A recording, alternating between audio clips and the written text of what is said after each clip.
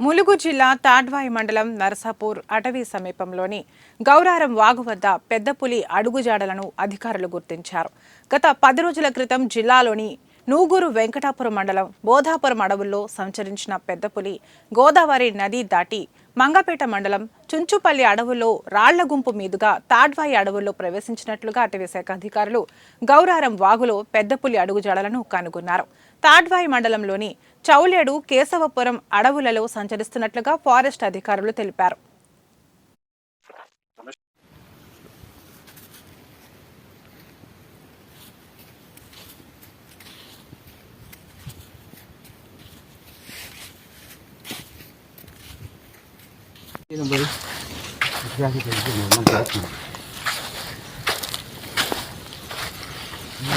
కావద్దంటున్నా చూసిన వెంట అంటే